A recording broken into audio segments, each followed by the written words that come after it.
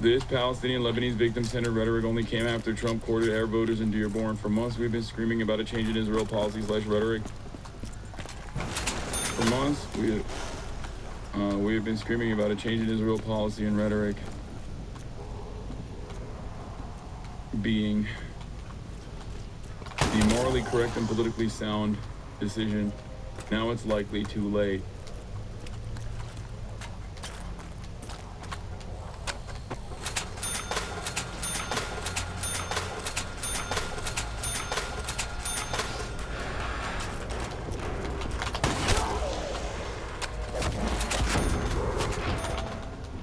Oh my God. Oh my God.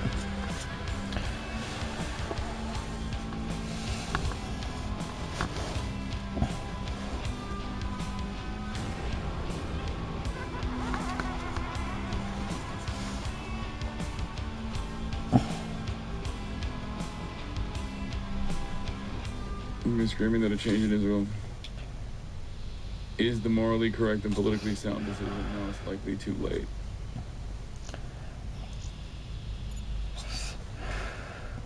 As president, I will work tirelessly toward a future with security and... God damn it, dude. How is what she said different than what she's been saying all along? The last sentence I heard her say bar from bar before. Guys, optics matter in every single word, and every single word is weighted differently. What word she uses before the other matters in this situation, okay? This isn't fucking Donald Trump. Democrats are very careful with the language that they use. Centering, I'm pointing to it right here. This language is centering the victims of Israel's genocidal campaign, okay? As opposed to centering Israel as a victim of Hamas. Si de verdad les interesa lo que voy a contarles, lo primero que querrán saber es dónde nací, cómo fue todo ese rollo de mi infancia, qué hacían mis padres antes de tenerme a mí y demás puñetas estilo David Copperfield, pero no tengo ganas de contarles nada de eso. Así comienza El guardián entre el centeno, novela escrita por J.D. Salinger. Antes de conocer puñetas estilo... Si de verdad les interesa lo que voy a contarles, lo primero que querrán saber es dónde nací, cómo fue todo ese rollo de mi infancia, qué hacían mis padres antes de tenerme a mí y demás puñetas estilo David Copperfield, pero no tengo ganas de contarles nada de eso. Así comienza El guardián entre el centeno, novela escrita por J.D. Salinger. Antes de conocer una de las grandes novelas del siglo XX, no olvides suscribirte a Draw My Life en español para no perderte ninguno de nuestros vídeos. Holden Caulfield tiene 16 años y es un completo inadaptado. Su vida en los últimos años se ha centrado en ir de internado en internado, ya que sus malos resultados académicos y su comportamiento errático hace que siempre te acaben expulsando. Su experiencia en el último internado no ha sido muy distinta. El director de la escuela le anuncia que van a expulsarle. Como es miércoles y el director no llamará a sus padres hasta el lunes, Holden decide escaparse del lugar y viajar hasta Nueva York para pasar esos días de libertad. Los planes de Holden no salen como esperaba. El joven se aloja en un hotel de mala muerte lejos de todas las comodidades y sus ganas de hacer cosas de adultos son un auténtico fracaso. Acude a un bar y los camareros no le sirven alcohol por ser menor de edad y las mujeres con las que hablan no son de su agrado. De vuelta a su habitación, el hombre encargado del ascensor le ofrece compañía femenina, algo que Holden acepta. A su habitación llega Sunny, una joven prostituta con la que finalmente no quiere tener ningún tipo de relación. Aunque en un principio su tarifa era de $5, Sunny le reclama 10. Holden se niega a pagar tanto y al cabo de un rato la joven regresa con el encargado del ascensor, que le golpea mientras la prostituta le roba la cartera. Sin dinero y sin destino, Holden pasa las horas recorriendo Nueva York. Queda con Sally, una chica con la que se había visto unas cuantas veces. Tras una tarde de planes, le propone escaparse juntos a una cabaña lejos de la ciudad. Sally se niega y enfurece a Holden. Más tarde, y aprovechando que sus padres están fuera, Holden se reúne con su hermana pequeña Phoebe, que al descubrir que han echado a su hermano de otro internado, se enfada con él. Tras el regreso de sus padres, Holden abandona la casa sin ser visto. En la última de sus visitas, Holden va a ver al señor Antolini, uno de sus antiguos profesores. Le ofrece que duerman en el sofá de su piso esa noche, algo que el joven acepta. Tras dormirse, Holden despierta y descubre que el profesor le está acariciando la cabeza y entiende que quiere tener relaciones con él. Después de abandonar el piso y tras haber dormido en una estación, Holden se reúne de nuevo con su hermana a la mañana siguiente. Tras una excursión por el zoo y viendo a Phoebe montada en un carrusel, Holden confiesa por primera vez en todo el relato un sentimiento positivo: felicidad. En la última parte de la novela, Holden confiesa que toda esta historia la ha contado mientras se encontraba ingresado en una institución en la que está siendo tratado y de la que espera salir pronto para intentar volver en septiembre a un nuevo curso escolar. Desde que se publicó, El Guardián entre el Centeno ha estado cargada de controversia por su lenguaje, el comportamiento de su protagonista frente a la vida y por lo que inspiró. Mark Chapman, el asesino de John Lennon, se puso a leer la novela tras disparar al músico y mientras esperaba ser detenido. Estoy seguro que la mayor parte de mí es Holden Caulfield, el resto debe ser del diablo, declaró a la policía. Y este ha sido el Draw My Life del Guardián entre el Centeno. Si te ha gustado, dale a like, compártelo y dinos de qué más libros quieres que hagamos Draw.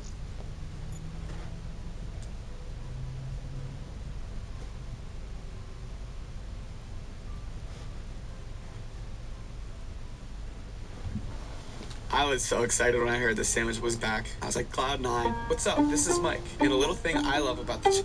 It's up to you, New York, New York.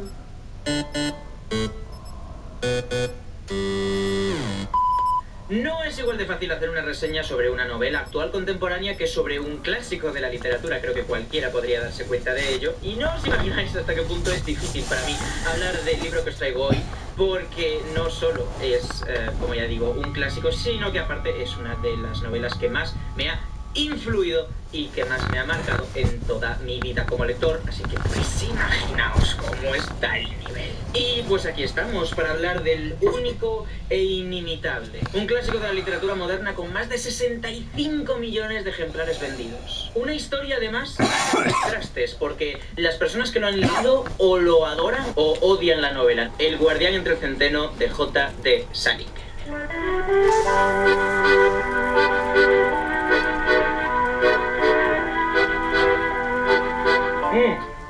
Yo ya hice una reseña de El Guardián entre el Centeno cuando lo leí por primera vez.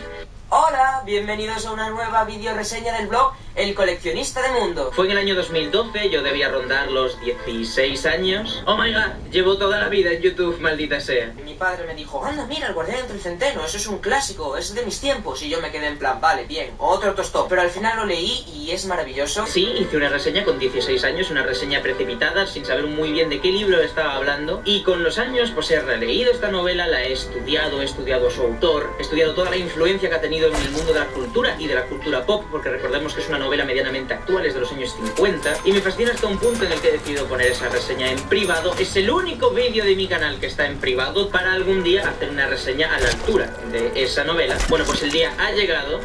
Hablemos de esta novela, publicada en 1951, trajo muchísima controversia desde sus inicios, porque hablaba sin tapujos de sexualidad, de religión, de política, con un protagonista adolescente que fuma, bebe, incluso se va de prostitutas. Sin duda también la novela con la trama más básica tal vez de la historia de la literatura, me comentan, sí, porque no es una novela de acción, de aventuras, es una novela de personajes, concretamente de su personaje protagonista. El Guardián entre el Centeno simplemente nos cuenta la historia de Holden Caulfield. Holden es un mal estudiante, y siempre lo ha sido. Sin embargo, sus padres le obligan a vagar de instituto en instituto y de internado en internado en busca de algún lugar donde pueda aferrarse a los estudios. Y el momento en el que comienza la narración, unos días antes de Navidad, a Holden acaban de expulsarlo de su último internado. Sin embargo, en la reunión con el director le comenta lo siguiente: mira, estás expulsado, pero bueno, hoy es miércoles, puedes quedarte hasta el final de la semana y no voy a llamar a tus padres hasta el lunes, así que venga, fuera, desaparece de mi vista. Este director cree que evidentemente Holden avisará a sus padres de que le han expulsado. Sin embargo, el diálogo que se produce en la mente de Holden es mucho más complejo. Holden dice, vamos a ver, hasta la semana que viene mis padres no se van a enterar de que me han expulsado. Bueno, pues voy a escaparme de este internado y voy a irme a Nueva York. Y vosotros diréis, vaya decisión más estúpida, si al final le van a acabar pillando, igual le van a echar bronca, igual, es más, le van a echar el doble de bronca, no solo porque te hayan expulsado del internado, sino porque te has fugado y te has ido a Nueva York por tu cuenta. No os toméis la mente de Holden Caulfield como si fuese un ser racional. No lo es. Lo importante no es en sí la trama, que viene a ser esta, un chaval al que expulsan del internado y se va a Nueva York, sino todo el soliloquio de Holden Caulfield consigo mismo planteándose cosas de la vida. Es una novela de personajes, concretamente de su personaje protagonista, Holden Caulfield, al cual creo que no hay mejor manera de presentar que con el primer párrafo introductorio. Capítulo 1. Si realmente les interesa lo que voy a contarles, probablemente lo primero que querrán saber es dónde nací, y lo asquerosa que fue mi infancia, y qué hacían mis padres antes de tenerme a mí, y todas esas gilipolleces al estilo David Copperfield, pero si quieren saber la verdad no tengo ganas de hablar de eso. Primero porque me aburre, y segundo porque a mis padres les darían 2 ataques por cabeza si les dijera algo personal acerca de ellos. Para esas cosas son muy susceptibles, sobre todo mi padre. Son muy buena gente y todo eso, no digo que no, pero también son más susceptibles que el demonio. Y vosotros diréis, Sebastián, ya en el primer párrafo introductorio de la novela hay una repetición. Ha dicho 2 veces la palabra susceptible en menos de 3 líneas. Sí, y es que el autor quiere presentarnos a su protagonista a través de su lenguaje también. Este libro está escrito en primera persona. Es Holden el que le habla al lector. Y Holden no es perfecto. Holden comete errores y su lenguaje también comete errores. Por ejemplo, el libro está escrito en primera de la novela. Hay una repetición. Ha dicho 2 veces la palabra susceptible en menos de 3 líneas. Sí, y es que el autor quiere presentarnos a su protagonista a través de su lenguaje también. Este libro está escrito en primera persona. Es Holden el que le habla al lector. Y Holden no es perfecto. Holden comete errores y su lenguaje también comete errores. Por ejemplo, la repetición de palabras, pero también tenemos un sinfín de onomatopeyas, como por ejemplo el jo o el y eso. Y es que el autor quiere que también en el lenguaje del protagonista veamos reflejada su manera de ser. Tengo que avisaros de esto, sin embargo, porque es uno de los factores que más pone nervioso a la gente que se adentra en la lectura de esta novela, que es como, ¿pero por qué habla tan mal Holden Caulfield? ¿Por qué habla tan mal? No es que Holden Caulfield hable mal, es que habla como una persona normal, sin artificios, sin maquillaje, sin grandes adjetivos. Te habla como si estuvieses en una barra de bar o en una mesa conversando con un café. Entonces comete errores y forma parte de la magia de descubrir a este protagonista, que no es en absoluto perfecto. Para empezar, es un sociópata, por no hablar de que es un mentiroso empedernido, compulsivo. Él mismo nos avisa al principio de la novela: necesito mentir para sentirme realizado en las relaciones sociales, necesito mentir para engrandecer las anécdotas, no puedo hablarte sin más, necesito alardear.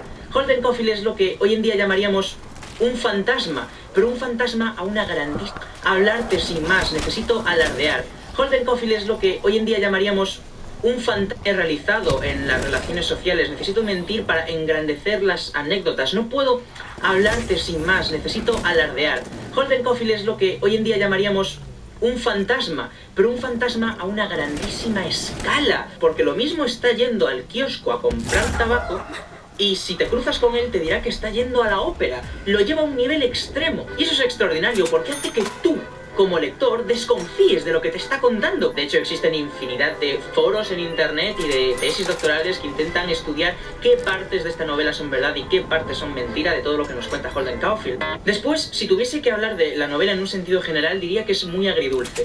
Primero, es muy divertida por el humor característico de este protagonista. Sin embargo, al mismo tiempo, es una historia muy triste. Es la trágica vida de un pobre infeliz, de Holden Caulfield, que es un adolescente que no tiene nada claro en la vida, ni a corto ni a largo plazo. Intenta vivir una vida feliz y despreocupada, sin ambiciones, pero que al mismo tiempo la realidad le golpea. Y que, paradójicamente, dice que las 3 cosas que más odia en el mundo son el orgullo, la vanidad y la falsedad. ¿Cómo puede Holden Caulfield tener la cara dura de decirte como lector que es un mentiroso empedernido y al mismo tiempo que lo que más odia en los demás es la falsedad? Pues porque lo que te está diciendo Holden Caulfield con esto es que se tiene una bajísima estima de sí mismo. Y durante todo este viaje que hace del internado a Nueva York y luego los días que se queda en Nueva York, Holden se hace preguntas, constantemente preguntas. J.D. Salinger exigió una serie de requisitos para que le publicasen. Lo primero, cualquier ejemplar o reedición que se hiciese del Guardián del Centeno no podía tener sinopsis. El segundo requisito que pidió fue que en la portada solo podía figurar el título de la obra, El Guardián del Centeno, y el nombre del autor. Y asimismo también pidió que esta novela jamás se adaptase al cine. Esta novela fue muy polémica en su tiempo y sigue siéndolo. Aparte, también trajo muchísima controversia y por eso se ha convertido en uno de los libros más prohibidos de la historia de los Estados Unidos, porque hubo 2 grandes asesinos en Estados Unidos cuya obra de referencia era El Guardián del Centeno. Mark David Chapman, el asesino de John Lennon, nada más asesinar a John Lennon en la puerta de su casa, casa de un disparo, cogió un libro y se puso a leer hasta que llegó la policía. Vale, el libro que se puso a leer fue El guardián entre el centeno. Esto fue en 1980. Pero resulta que no fue el único asesino, sino que John Hinckley Jr., el hombre que intentó asesinar a Ronald Reagan, cuando se le detuvo, declaró que estaba obsesionado con la obra de El guardián entre el centeno. Y esto fue en 1981. Es decir, en apenas un año, la esfera pública estadounidense se vio golpeada por dos asesinos de ámbito nacional cuya obra de referencia era El guardián entre el centeno. Y se llegó a la absurda conclusión de que esta novela incitaba al asesinato. Una ridiculez a todos los niveles. Es una novela para pensar, es una novela para reflexionar, pero sobre todo es una novela para disfrutar. Con un estilo impecable, con un narrador en primera persona y con una historia trágica, porque la historia de Holden Caulfield no deja de ser una historia triste, nos encontramos una de las mejores novelas del siglo XX. En cualquier caso, no perdáis la oportunidad de adentraros en el mundo de Holden Caulfield. Nos vemos en el próximo vídeo del canal de literatura del coleccionista de mundos y hasta entonces recordad, larga vida a los libros.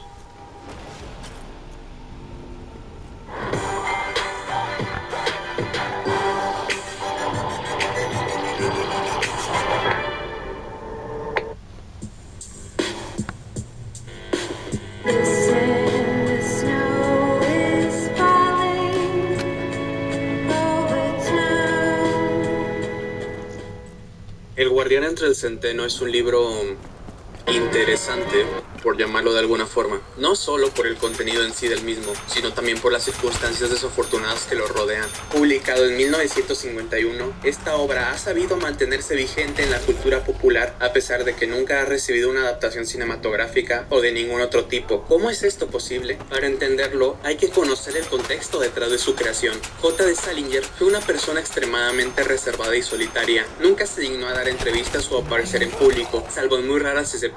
El hombre participó en la Segunda Guerra Mundial y fue testigo en primera fila de todos los horrores que te puedas imaginar. Al regresar de la guerra, creó esta, la que sería su novela más conocida con diferencia. Desde su salida, el libro generó gran revuelo y controversia. Fue censurado y prohibido en escuelas de todo el país por incitar la rebeldía adolescente. Usualmente lo catalogaban como vulgar, blasfemo, inmoral, entre otras cosas. ¡Alguien, por favor, quiere pensar en los niños!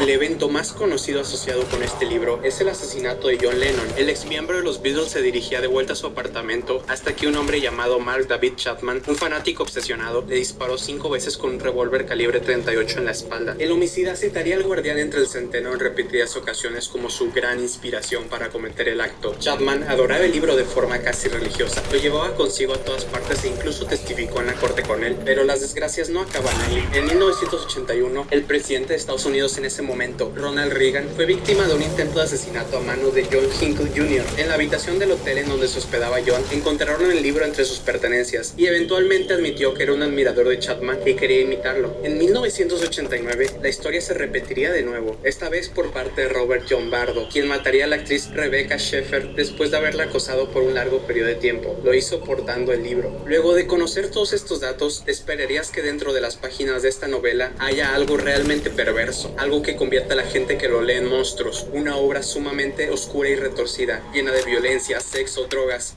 Pues la verdad es que no, realmente. Si eso es lo que buscas en la novela, terminarás bastante decepcionado. Llegaste al culo de las partes obscenas. No, sigue siendo sobre un chico pesado y quejón hablando de lo estúpido que es.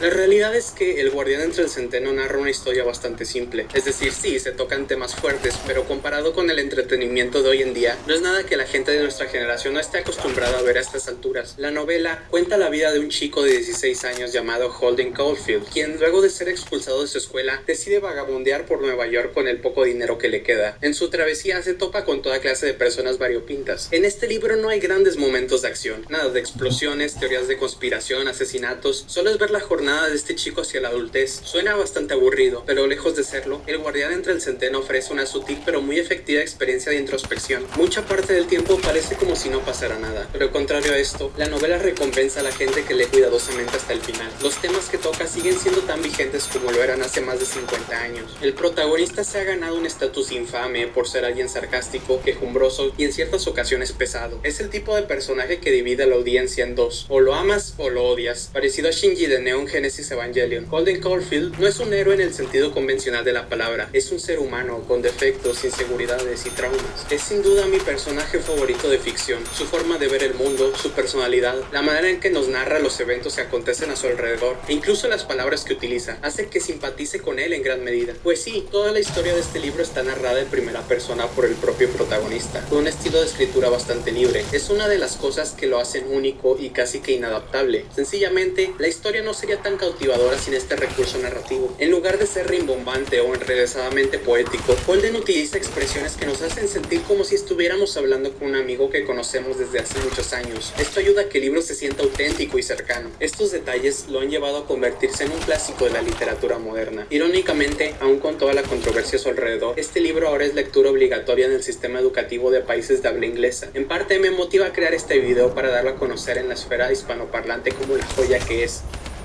A partir de aquí profundizaré en los temas que trata el libro con más detalle, así que si quieres una experiencia fresca y pura sin spoilers, sáltate esta parte y lee el libro, ya que es bastante corto. Creo que no pasa ni de las 150 páginas, por lo que no hay excusa.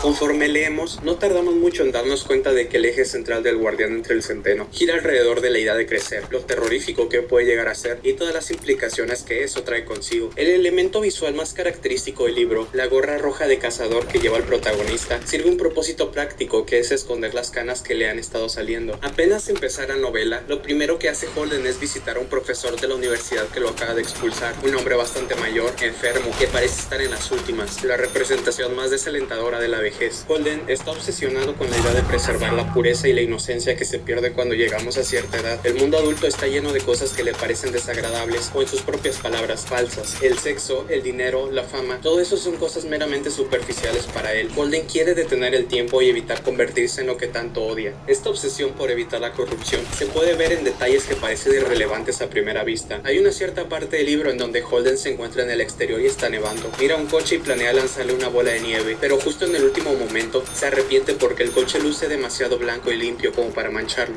Holden busca desesperadamente encontrar a la persona que le haga sentir que crecer no tiene por qué ser tan malo, pero falla estrepitosamente en cada ocasión. Llega hasta puntos tan ridículos que hay un momento en donde contrata a una prostituta y en lugar de tener sexo, tiene una discusión existencial con ella. Pero ¿cuál es el motivo? ¿Por qué Holden se siente tan abrumado por algo que debería simplemente aceptar? Hay distintas razones, pero la más significativa de todas ellas la descubrimos casi al final de la novela. De forma implícita se nos da a entender que Holden fue abusado sexualmente de niño. Él mismo nos lo confiesa con vergüenza. Eso es algo que hace constantemente desde el inicio. Nos oculta lo que siente de verdad. Es básicamente un tsundere. Hay momentos en donde rompe todas las barreras que nos ha estado poniendo a lo largo de la historia y se sincera con nosotros. Uno de mis momentos favoritos donde eso pasa es cuando habla de su hermano fallecido. Lo bonito es que tenía poemas escritos en tinta verde en los dedos y por todas partes. Ali los escribió para tener algo que leer cuando estaba en el campo de béisbol, esperando. Ahora Ali está muerto. La forma tan fría en que lo dice, casi como si no tuviera importancia, es dolorosa porque sabemos que en realidad es algo que le afecta demasiado. Cuando murió tenía solo 13 años y pensaron en llevarme a un psiquiatra y todo porque hice añicos todas las ventanas del garaje. Comprendo que se asustaran, de verdad. La noche que murió dormí en el garaje y rompí todos los cristales con el puño solo de la rabia que me dio. Una de las pocas personas que Holden de verdad apreciaba está muerta. No es que haya fallecido, es que está muerta ahora mismo y lo seguirá estando. Holden cae en una espiral de depresión y locura cada vez mayor conforme avanza la historia. No sabe lo que le depara el futuro, no tiene motivaciones o un plan para su vida. Las personas que él consideraba sus amigos no quieren saber más de él. Al final del todo, la única persona que le queda es su hermana menor, Phoebe. Ella es la única persona que se toma la molestia de escucharlo y hacerlo sentir un poco mejor. En una conversación que tienen, Holden suelta esta frase: muchas veces me imagino que hay un montón de niños jugando en un campo de centeno, miles de niños, y están solos. Quiero decir que no hay nadie mayor vigilándolos, solo yo. Estoy al borde de un precipicio y mi trabajo consiste en evitar que los niños caigan a él. En cuanto empiezan a correr sin mirar a dónde van, yo salgo de donde esté y los atrapo. Eso es lo que me gustaría hacer todo el tiempo, vigilarlos. Yo seré el guardián entre el centeno. Te parecerá una tontería, pero es lo único que de verdad me gustaría hacer. Sé que es una locura. De ahí proviene el título del libro y todo parece cobrar sentido. Holden y Phoebe deciden salir a dar una vuelta para evitar pensar en cosas negativas. Ahí encuentran un carrusel. Holden incita a Phoebe a que se suba, pero ella siente que es demasiado mayor para eso. Holden la convence de todos modos. En un principio parece que Holden no ha aprendido nada de todo su viaje hasta ese momento. Él mira a su hermana dando vueltas y vueltas y comprende que esa es una metáfora. La vida no necesariamente es seguir una línea recta. A veces es dar vueltas y disfrutar del recorrido hasta que nos bajemos. Phoebe entonces le entrega la gorra de cazador a su hermano, la cual representa protección y cobijo, y así es como concluye la novela. Como dije antes, El Guardián entre el Centeno es un libro que nos presenta una historia simple y que va al grano, pero eso es lo que más me gusta sobre este. No se alarga más de lo debido, tiene mensajes inspiradores y profundos y sobre todo tiene un protagonista sumamente interesante, complejo y lleno de capas, eso sin contar con todas las cosas que no alcancé a mencionar en este video. El libro tiene un pequeño pero muy activo séquito de fans. He llegado a leer teorías muy interesantes sobre cosas que ni siquiera me había dado cuenta en mi primera leída. Leí esta novela cuando era adolescente por el morbo, pero terminé llevándome mucho más de lo que esperaba. No puedo recomendarla lo suficiente. Finalmente, hablaré sobre la influencia que este libro ha tenido. Fuera de los sucesos trágicos con los que se le suele asociar, también he percibido su impacto en diversos medios. Por ejemplo, en la segunda temporada de BoJack Horseman, hace aparición el autor J.D. Salinger como un productor de televisión basura. Es gracioso porque va completamente en contra de cómo J.D. Salinger era en la vida real, y lo mucho que El Guardián entre el Centeno criticaba la falsedad de Hollywood. Pero fuera de ese chiste, no es una simple coincidencia que apareciera este personaje. De muchas maneras, BoJack es parecido a Holden. Ambos son personas sumergidas en lo que parece ser una vida vacía y llena de arrepentimientos. Incluso el final de la serie tiene un mensaje bastante parecido al de la novela. La vida es una mierda y luego mueres. A veces la vida es una mierda y sigues viviendo. Sí, Pero es una noche linda, ¿cierto? sí. Muy linda.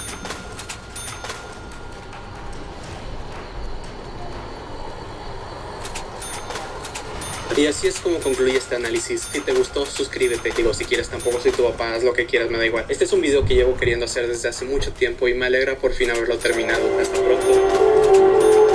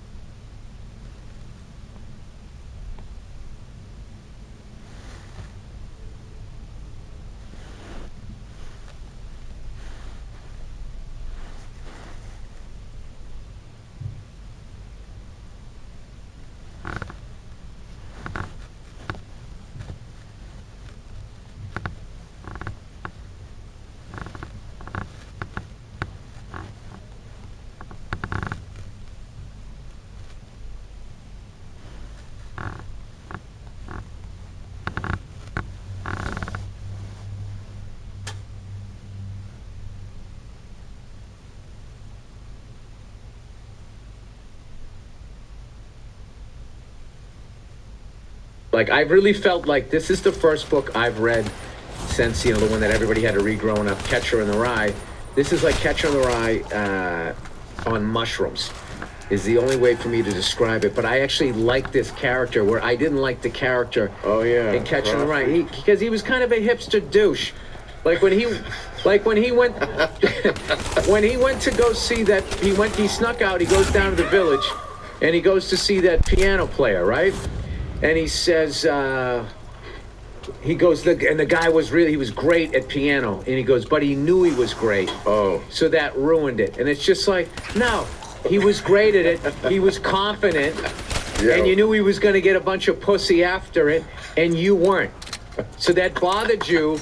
And rather you trying to tap into your own Burt Reynolds, you're going to resent this guy. Like, I really felt like this is the first book I've read since, the one that everybody had to read growing up, Catcher in the Rye. This is like Catcher in the Rye on mushrooms, is the only way for me to describe it. But I actually like this character where I didn't like the... Like, I really felt like this is the first book.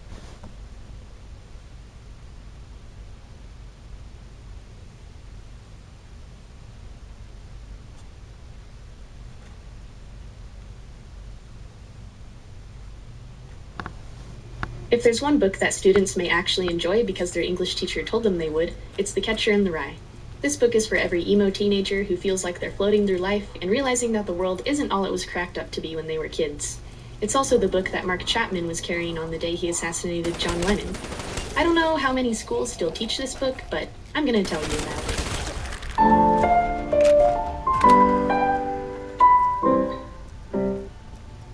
The book was written by J.D. Salinger and published in 1951, though it most likely takes place in 1949. We begin with our protagonist and narrator, Holden Caulfield, standing on a hill by a football field, trying to feel some sort of goodbye. He's just flunked out of like his third prep school, so it's already not a great time. Holden goes to say goodbye to his history teacher, who reads his exam out loud to him and tells him how crappy it is the whole time. Understandably, Holden spaces out during this, and thinks about the ducks in Central Park. He wonders where they go when it's wintertime. Holden is 16, his family lives in New York, and he has an older brother named D.B. who moved to Hollywood to write movies, which Holden resents because he hates the movies and thinks Hollywood is phony. You'll find that Holden thinks a lot of things and people are phony. Almost everything, in fact. Holden also had a younger brother named Ali, who died from an illness when Holden was 13. He seems to be stuck in this tragedy, and rambles fondly about his brother to the reader when something reminds him of Ali. Finally, Holden has a 10-year-old sister named Phoebe, who never fails to make him laugh. Back in his dorm room, Holden puts on a red hunting hat and tells his neighbor, "It's a people shooting hat. I shoot people in this hat." He's not a school shooter or anything, he's just messing with his neighbor. Then Holden's roommate Stradlater tells Holden to write a composition for him, for nothing in return. He also says he's going on a date with Jane Gallagher. Holden perks up because Jane was his neighbor when his family lived in Maine. Holden ends up writing the composition, but instead of writing it about a room like he's supposed to, he writes it about his brother Ali's baseball glove. Stradlater comes back from his date and he's like, "What the hell is this?" And then they get in a scuffle over that and Jane, because Holden clearly still has some feelings for her. Holden decides to leave Pensy Prep right then and there, so he hops on the train to New York. He finds a hotel, but because he's bored and not tired yet, he visits the nightclub, lying about his age.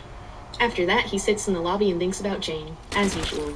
He remembers this one time that he and Jane were playing checkers, and then she started crying because of her lousy stepfather. Holden started to kiss her, but Jane wouldn't let him kiss her mouth because, dang it, Holden, you didn't even ask for her consent. By the way, even though Jane isn't actually in the present story, she comes up a ton in this book. I mean, every time Holden is alone and sad, he's like, "Maybe I should give Jane a buzz. I wonder how Jane's doing. I wish Jane was here." And the whole book you think, or at least I thought, Jane was going to show up at the end, or Holden would finally call her and she'd make everything better, because that's kind of how these things go, right? But nope, Holden doesn't talk to Jane the whole book, except in his memories or daydreams. This is his way of revisiting an innocent time in his life that doesn't exist anymore, which is sad, but also if Jane reappeared, he'd probably just use her as a crutch, and that's not the healthiest of relationships. Okay, so Holden takes the elevator back up to his hotel room, and the pimpy elevator guy's like, "Hey, you interested in a little tail tonight? $5 a throw." And because Holden is Holden, he's like, "Okay." So then Sunny, this prostitute, comes to Holden's room, and he thinks, this was actually a bad idea, considering I've never had sex before. So then he's like, I can't, because I just had an operation, but here's $5. Bye. In the morning, Sunny and the pimpy elevator guy come to Holden's room, demanding $5 more. He refuses, so he gets punched in the stomach and Sunny takes his money. Anyway, he goes out walking and sees this little boy singing, "If the body catch a body coming through the rye," and this makes him kinda happy. While he's out, he reminisces about his childhood field trips to the museum, but then he decides not to visit it, because sometimes you return somewhere that you thought was mind-blowing as a kid, only now to say, why did I think this was so cool? It reminds you how much has changed, and that's probably why Holden doesn't want to go in. Then Holden meets this girl Sally he used to know, for a date, I guess, and they go ice skating. Holden starts ranting about how much he hates school, and office jobs, in New York, and people, and life. Then, because he's kind of insane, he asks Sally if she wants to run away with him. But as soon as Sally's like, I don't think you know what you're talking about, Holden's like, you know what? You're a pain in the ass. Understandably, Sally starts crying and tells Holden to get the heck out of there. So after that disaster, Holden meets up with this guy he used to know and asks him how his sex life is, as you do. The guy implies that Holden should get psychoanalyzed and leaves. This makes Holden even more depressed than he already was, so he gets super drunk, cries in the bathroom, and wanders into Central Park. He circles the lake looking for ducks, but doesn't see any, so he plops on a bench. He's like, I'm probably just gonna die. I hope someone just dumps my body in a river, because that funeral for Allie was phony. My phony relatives didn't even care about him. And who wants flowers when you're dead? Nobody. Well, Holden decides he should probably see his little sister one last time, so he goes to his parents' fancy apartment and sneaks in. The parents aren't home, but Phoebe is asleep, so Holden wakes her up. She excitedly tells him that she's playing Benedict Arnold in a Christmas play. Don't ask me. Then comes the most famous part of the book, which is Holden talking about being a catcher in the rye. Holden's like, there was this kid, he was singing like, if a body catch a body, and Phoebe's like, no, the lyrics are wrong. It's if a body meet a body coming through the rye. Well, despite the lyric mishap, Holden says to picture a rye field on the edge of a cliff, where children are playing. He wants to stand on the edge of this rye field and catch the kids before they run off the cliff. Holden knows he can't stay at his parents' house, so he calls up one of his old teachers, Mr. Antolini, who says he can spend the night. Before he leaves, Holden and Phoebe dance, and she gives him her own Christmas money, which causes him to break down into tears. He gives her his red hunting hat and leaves. When Holden gets to Mr. Antolini's place, he's all buzzed and lecturing, so he's like, hey Holden, you're probably destined for a fall, and you should figure out a goal. Most men are sickened by human behavior, but the educated man can keep a better record of his thoughts in school, and blah blah blah. They go to bed, but Holden wakes up to Mr. Antolini creepily petting his hair, so he decides to get the heck out of there. In the morning, Holden forms an all-new plan. Hitchhike out west, pretend to be a deaf mute, marry another deaf mute maybe, have children, hide them from the world. With this perfect plan in mind, Holden meets Phoebe to say goodbye. But she announces that she's going with him. At this, Holden is very alarmed and he lashes out at her. Obviously, Phoebe's reaction is not the best. To make up for it, Holden takes her to the zoo and buys her carousel tickets, and he then decides that he will go home with her. The final scene is Holden watching Phoebe go round and round on the carousel. For the first time in a long time, he feels happy. So happy he could cry. But that's not the end. In the end, we find out that Holden has just told us this entire story from some kind of psych ward. He could tell us more, but he doesn't really feel like it. We can only hope that the psychoanalysts helped him, though it was the 1950s, so that's questionable. Okay, moving on to themes and symbolism. Symbol number 1, Holden's red hunting hat. Holden calls his hat silly, but he wears it anyway, and he even likes to wear it backwards. This demonstrates that he's a social outcast. But the hat also offers a cover. It protects him from the cruel world outside, the world he has to join eventually. Symbol number 2, the ducks. Throughout the book, Holden wonders where the ducks of Central Park go when it's wintertime. He might just be asking for himself, since he doesn't know where to go right now. He's at a very turbulent stage in his life, and he just wants to escape from everyone and everything. He wonders if the ducks go to a better place, a peaceful place. Symbol number 3, the catcher in the rye. Holden's description of wanting to save children from falling off a cliff represents his desire to keep children's innocence intact.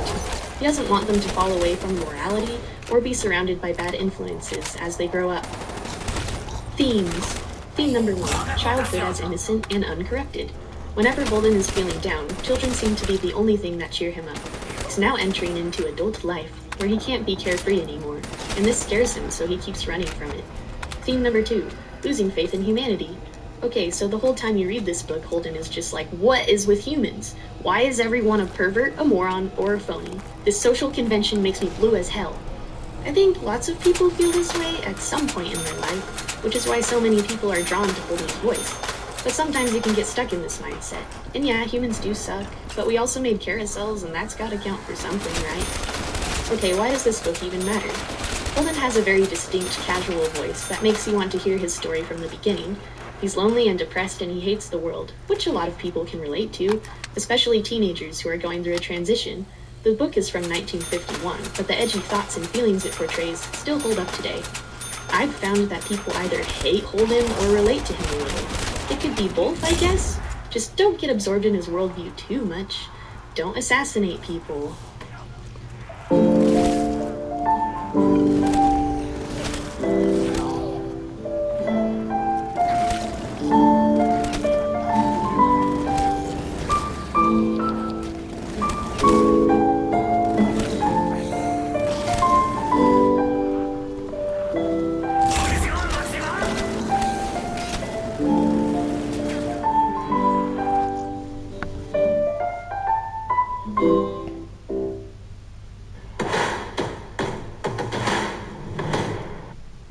Enviar dinero a casa con Remitly es fácil.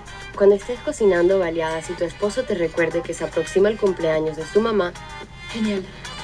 puedes enviarle dinero rápidamente a su cuenta bancaria y seguir cocinando.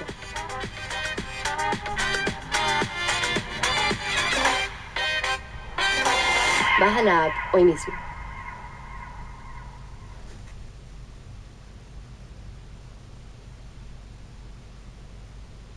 In 1973, the American psychologist David Rosenhan did a study in which he sent healthy men and women of various ages and jobs to various men using their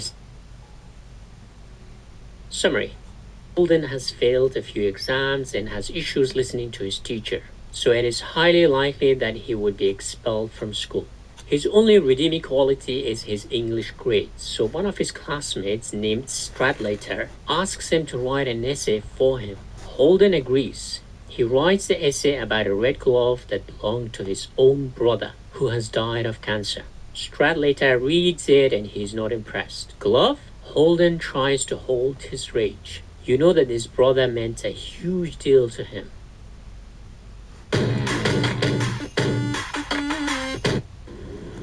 Lots of young teenagers getting drunk, mostly because the law was a lot weaker back then.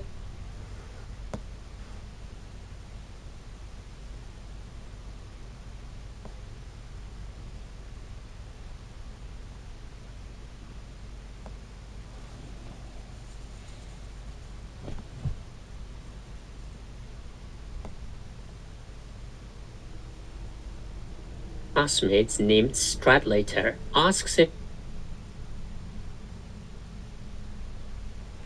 In 1973, the American psychologist David Rosenhan did a study in which he sent healthy men and women of various ages and jobs to various mental hospitals. They all pretended to be mentally ill, so they were admitted to the hospitals. When describing their illness, they would use vague terms like hearing noises. After they were admitted to hospital, they acted and behaved normally without showing any signs or symptoms of the mental illness. On average, they all stayed in a mental hospital for nearly 20 days, where they felt they were losing their sense of autonomy and power to be themselves. They kept a journal of their experience. At first, they did it secretly, but later openly, which was seen by the hospital staff as a somewhat odd behavior. The staff didn't detect they were fake. However, some of the other patients noticed they might be fake. Rosenhan repeated the experiment later, but this time he told the staff that among the new patients there might be one imposter, someone who pretends to be mentally ill. The staff were asked to rate the new patients to find the fake one. Out of 193 real patients, 41 genuine patients were suspected as fake, and 23 patients with real mental illnesses flagged as fake by at least one psychiatrist. The validity of the study is not the point here. The point is the sentiment that a lot of modern illnesses are not real or made up to either sell drugs or control people. In 1961, the Hungarian-American psychiatrist published a book called The Myth of Mental Illness, in which he argued that mental illness is a way of labeling something. He argued that a lot of what is termed as mental illness is simply life being too tough at times. I'm not suggesting that mental illnesses are not real. Of course, a lot of people go through serious pain due to their psychological problems. Why is this relevant here? The protagonist of J.D. Salinger's Catcher in the Rye, Holden Caulfield, is sent to a mental asylum or an institution, but he himself doesn't think he's sick. Instead, he thinks everyone else is sick. Kind of. He has two real problems with society. But before I tell you what his problems are with society, let me first summarize the novel so you understand the story. Later, I'll explain why Holden diagnoses two illnesses in the modern world, which resonate with nearly every human being on Earth. All terms like hearing all stayed in a mental hospital for nearly 20 days, where they felt they were losing their sense of autonomy and power to be themselves. They kept a journal of their experience. At first, they did it secretly, but later openly, which was seen by the hospital staff as a somewhat odd behavior. The staff didn't detect they were fake. However, some of the other patients noticed they might be fake. Rosenhan repeated the experiment later, but this time he told the staff that among the new patients, there might be one imposter, someone who pretends to be mentally ill. The staff were Rosenhan repeated the experiment odd behavior. The staff didn't detect and power to be themselves. They kept a journal of their experience. At first, they did it secretly, but later openly, which was seen by the hospital staff as a somewhat odd behavior. The staff didn't detect they were fake. However, some of the other patients noticed they might be fake. Rosenhan repeated the experiment later, but this time he told the staff that among the new patients, there might be one imposter, someone who pretends to be mentally ill. The staff were asked to rate the new patients to find the fake one. Out of 193 real patients, 41 genuine patients were suspected as fake, and 23 patients with real mental illnesses were flagged as fake by at least one psychiatrist. The validity of study is not the point here. The point is the sentiment that a lot of modern illnesses are not real or made up to either sell drugs or control people. In 1961, the Hungarian American study is not the point here. The point is the sentiment that a lot of modern illnesses are not real or made up to either sell drugs or control people. In 1961, the Hungarian American psychiatrist published a book called The Myth of Mental Illness, in which he argued that mental illness is a way of labeling someone. He argued that a lot of what is termed as mental illness is simply life being too tough at times. I'm not suggesting that mental illnesses are not real. Of course, a lot of people go through serious pain due to their psychological problems. Why is this relevant here?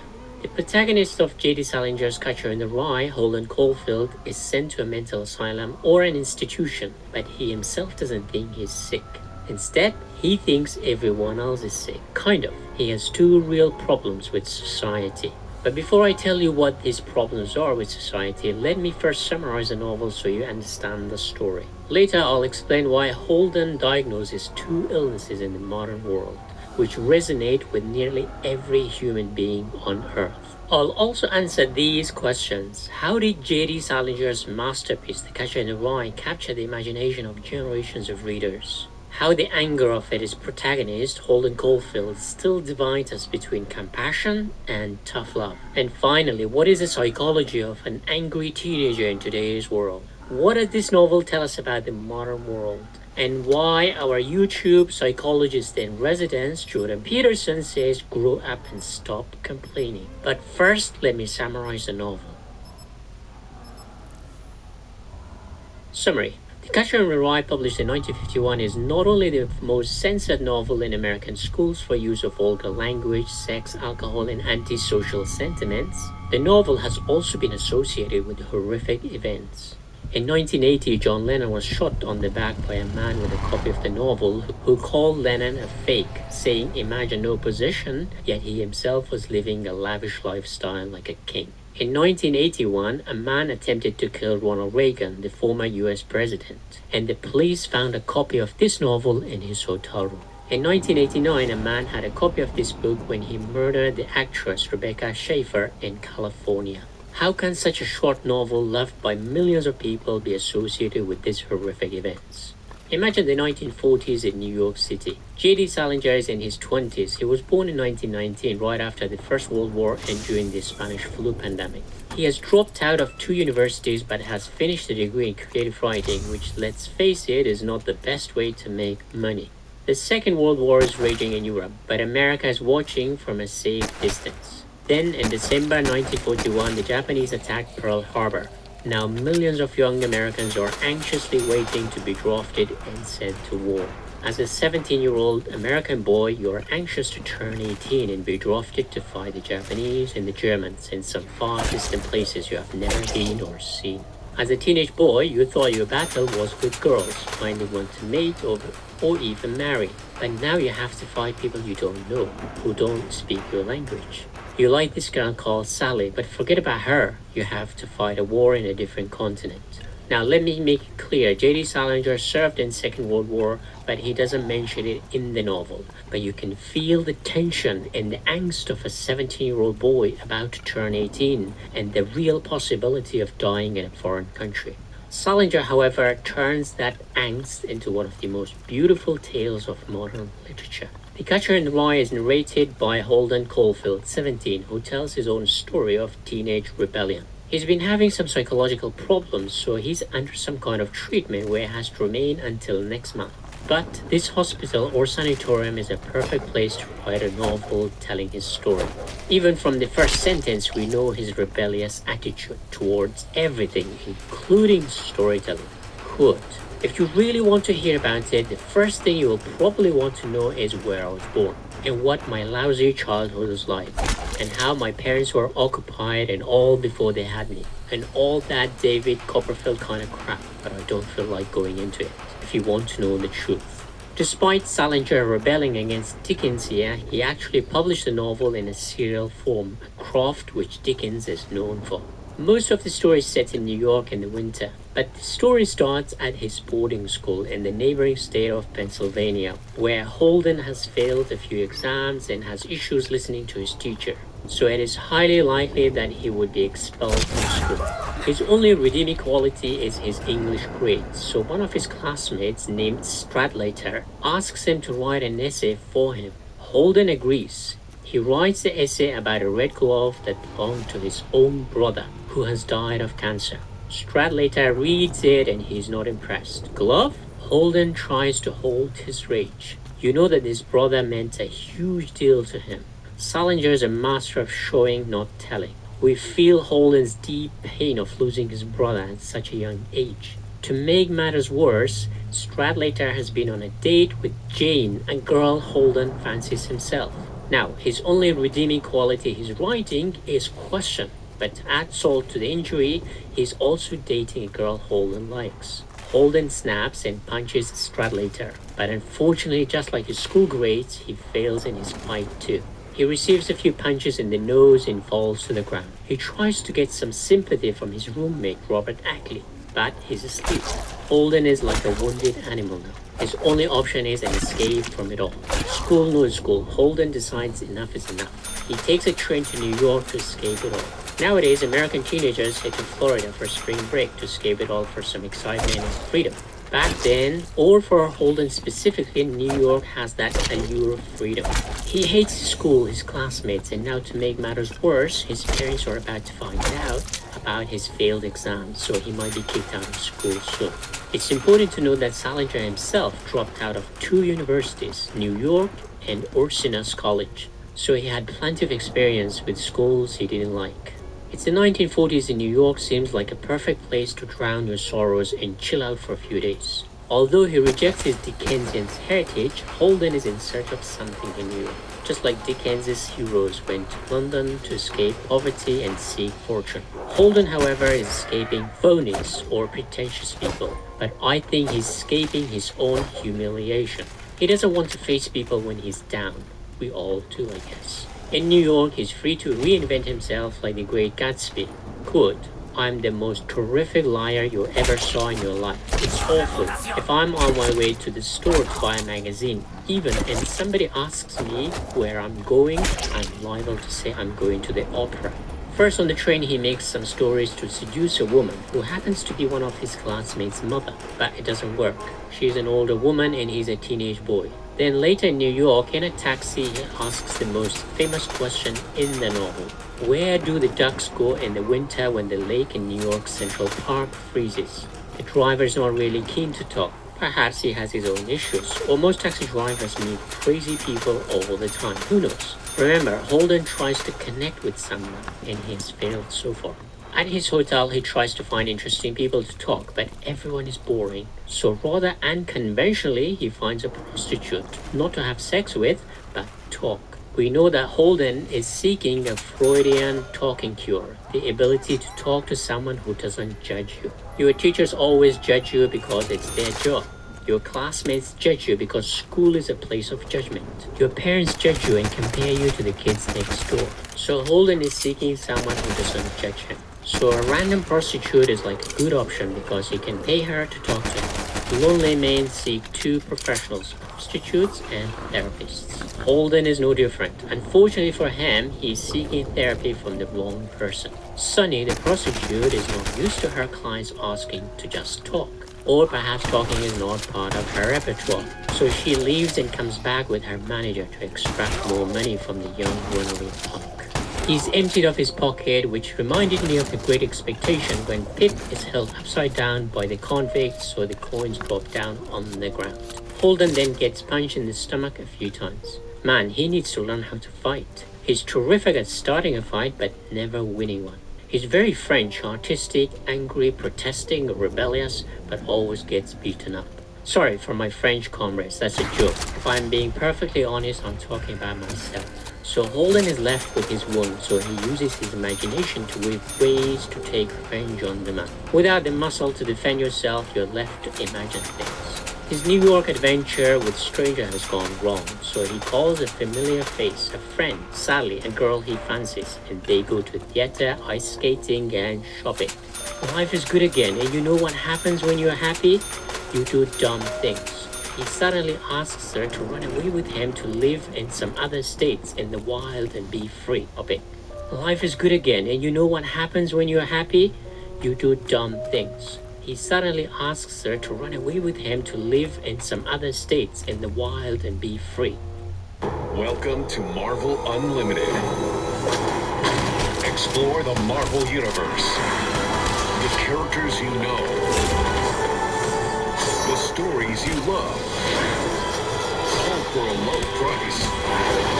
All in one place. All at your fingertips.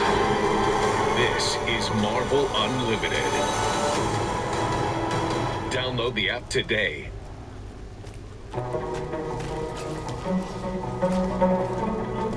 No matter how you use energy, it needs to be safe. At Xcel Energy, our employees work tirelessly to restore power after outages, update and protect the grid, and above all, deliver energy to you. Because while what we provide is essential, getting it to you safely is vital. What did you say? He talks excitedly about running away from everyone. No familiar eyes can spy on him or judge him. Sally looks at him in the eye and thinks he's gone mad. She refuses, of course. Before he does something more impulsive, she leaves him. Disappointed, Holden calls another friend and he too is annoyed by his random questions. Holden finally decides to sneak into his parents' house and talk to his little sister, Phoebe, who's perhaps the only genuine human being in Holden's entire world, because she's still a child. Their reunion is an extremely moving moment in which Holden tells her about his future job of saving children from falling down a cliff. He even starts sobbing at this point. We get to know Holden's true feelings about childhood, perhaps lamenting the end of his own childhood. Marcel Proust said that we die many times in our lifetime. A child turning to adult is the death of that child. Becoming an adult is like a teenager being drafted to go to war, where the possibility of death is quite real. Becoming an adult means the child dies inside you. Holden is trying to hold on to that innocence and magical time. In 1940s, World War II was raging, where millions upon millions of young men, as soon as they turned 18, were drafted to fight them, and thousands of them never returned home. So becoming an adult came at a huge cost. Before his parents return home, he leaves to visit a former English teacher whom he respects a lot. Despite not agreeing with him about certain novels like Hemingway's novel A Farewell to Arms, his teacher says pretty much the same thing as his other teachers, that Holden is ruining his future by being sloppy with his school grades. Holden's biggest problem is that he doesn't plan things for the future. He wants to be in here and now like a Zen Buddhist. At one point when he's asleep, his teacher strokes his hair, which he interprets as sexually charged and inappropriate. He leaves him and spends the night at the train station's waiting room. The next day he meets Phoebe again and tells her about his plan to head west and live a simple life somewhere remote. She asks him to join, but he refuses. They have a fight, but later reconcile at the New York Zoo. Holden watches his little sister ride in a carousel, and he is incredibly